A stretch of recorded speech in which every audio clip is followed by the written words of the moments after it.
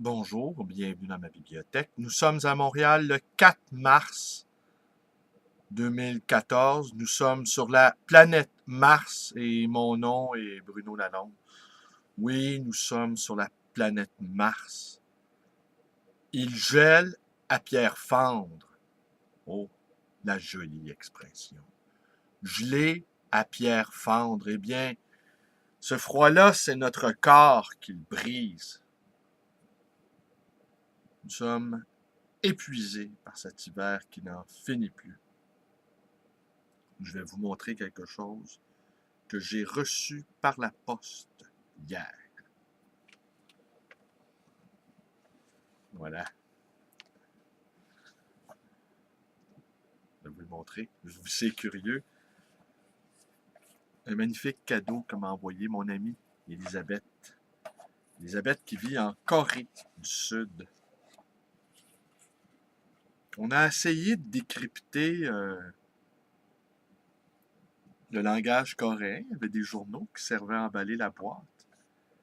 Et, voilà, je vais vous montrer ça. C'est un étonné. Regardez, c'est pas joli ça. Je vais m'approcher de l'écran pour que vous puissiez voir les petits oiseaux. Voilà. C'est magnifique. C'est délicat. Et il y avait également dans le carton des concoctions de ginseng pour justement me regaillardir, me donner des forces. L'hiver est tellement rude cette année, Elisabeth. Tu n'as pas idée. Alors j'hésitais entre culture et spiritualité. Lettre des 4 saisons de Daisaku Ikeda et Yasushi Inouï. Je ne sais pas si je les prononce correctement. Alors, ils se sont échangés des lettres, ces deux auteurs-là. Entre autres, Inouï, c'est lui qui a écrit le Fusil de chasse. Petite nouvelle, en fait une novella, comme disent les Anglais, absolument remarquable, où j'avais envie de vous parler du respect. Que d'horreur ne commettons pas en les enrobant de ce nom sirupeux de respect. Moi, je suis rendu, dès que j'entends le mot respect, eh bien, ça me rend très nerveux. Je vais vous lire plutôt Des jours enflammés. À Daisaku Ikeda, le 13 août 1975. Malgré la chaleur, j'ai passé tout juillet à Tokyo. Nous sommes maintenant à la mi-août, le 13 plus exactement, soit, selon le journal, le premier jour de l'automne dans l'ancien calendrier lunaire. Mon petit jardin résonne du chant des cigales. Si quelqu'un me demandait maintenant les mots les plus chers à mon cœur, je citerais notamment, mais pas seulement parce que j'ai passé l'été dans la capitale, jour enflammé. Assez étrangement, ma passion pour un soleil de plomb apparut alors que j'étais sexagénaire, ne fait que grandir d'année en année. Je suis pourtant trop âgé pour me permettre de mener le train de vie énergique symbolisé par l'éclat du soleil. Mais je le désire tout de même. Et sans doute vaut-il mieux vouloir sans pouvoir que se résigner. Même dans ma jeunesse, je n'ai pas vécu si intensément. J'ai suivi un chemin ordinaire et plat, et qui s'enfouit aujourd'hui dans les broussailles. Peut-être cela explique-t-il mon penchant pour l'expression « jour enflammé ». Ce sentiment se trouve développé dans un de mes poèmes intitulé « Soir ». La pluie s'en est allée. je suis assis depuis une demi-journée sur la chaise en rotin de ma véranda et fais face au jardin envahi de mauvaises herbes comme les mois et années. De mon passé, en me retournant pour rechercher les jours de triomphe, les jours de déception, tout au long de la longue route, droite, où s'enchevêtrent les mauvaises herbes, je ne peux distinguer les uns des autres. Voici tout ce dont je me souviens. Des jours où je filais vers le ciel passionné du crépuscule. Quand? Je ne sais pas. Mais frénétique et enflammé, j'allais à grands pas vers les cieux, brûlant d'un rouge fier. Baigné dans la poudre de feu, irradiant le soleil, tout comme les mauvaises herbes dans l'allée, je m'empourprais. Je m'empourpre. Comme l'exprime ce poème, je n'aurais situé les choses dans le temps. Je ne saurais situer les choses dans le temps.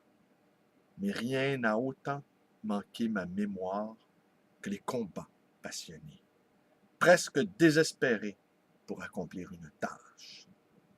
Je ne marchais pas alors sous un soleil brûlant, j'allais plutôt à grands pas sous le soleil rouge du crépuscule. À mon âge, on se souvient distinctement que des occasions où l'on a brûlé sa vie dans l'action. Ces situations passées prouvent que l'on a vécu. Triomphe et déception disparaissent. Seuls les efforts sincères, même courts, conservent tout leur éclat. J'ai récemment publié un poème intitulé « Été ». J'aimerais citer un extrait.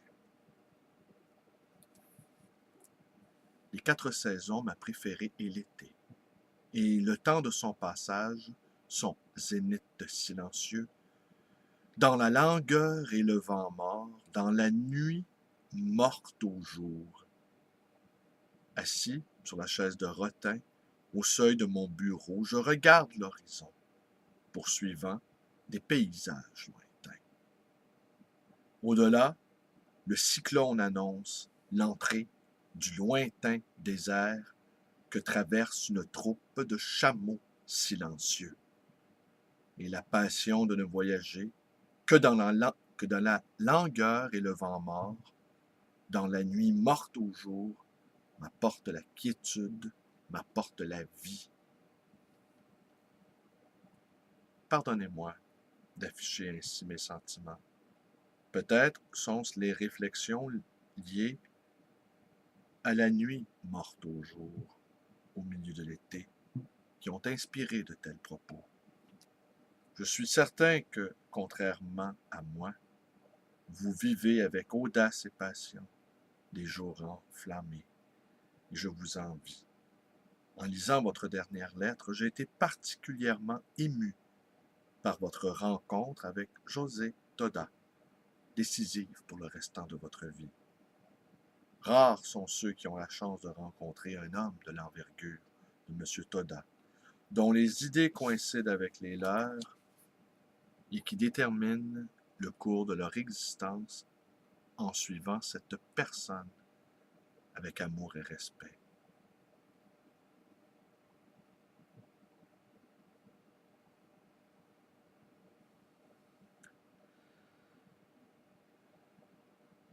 Ouais.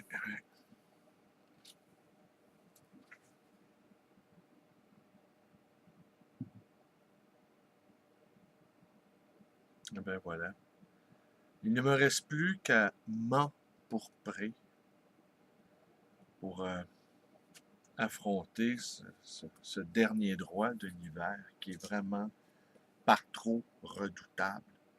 Semble-t-il l'hiver le plus rude que nous ayons connu depuis plus de 60 ans. Bouleversement climatique, assurément. Nouvel âge polaire, qui sait. On n'abandonne rien, mais il est parfois difficile de vivre sous ce climat des extrêmes. Glacier l'hiver, tropical l'été. Certains en font une moyenne en disant que nous vivons dans un climat tempéré. Rien n'est plus faux. Nous vivons dans un climat des extrêmes. Alors voilà. Je te remercie infiniment, Elisabeth. Je vais commencer ce traitement au ginseng. Et enfin, amorcer, nous le souhaitons, ce printemps dans une forme et une énergie retrouvée. Alors, je vous remercie d'être avec moi. Alors, portez-vous bien. Vous connaissez la suite. Vous connaissez toutes les suites. Ma page Facebook. J'étais calme aujourd'hui parce que justement, j'avais ma comptabilité annuelle à faire. J'ai reçu un coup de téléphone du vice-président de notre confrérie qui lui-même était en train de faire sa comptabilité. Ça ne me manquera pas, ça, le jour où je cesserai d'être libraire. Cet exercice fastidieux de la comptabilité. Moi qui n'ai jamais vraiment aimé les chiffres. Alors, on peut me téléphoner également dans le 514-736-0999 et vous pouvez également me rendre visite à cette librairie d'occasion et d'anciens, le livre voyageur dans le quartier frigorifié Côte-des-Neiges. Et vous pouvez aussi me téléphoner. Oui, ça, je vous l'ai dit, je pense. Hein. Oui, ma chaîne YouTube. Allez. Alors, c'était ceci que je vous ai lu. Je vous le remonte. Merci, bonne journée à tous.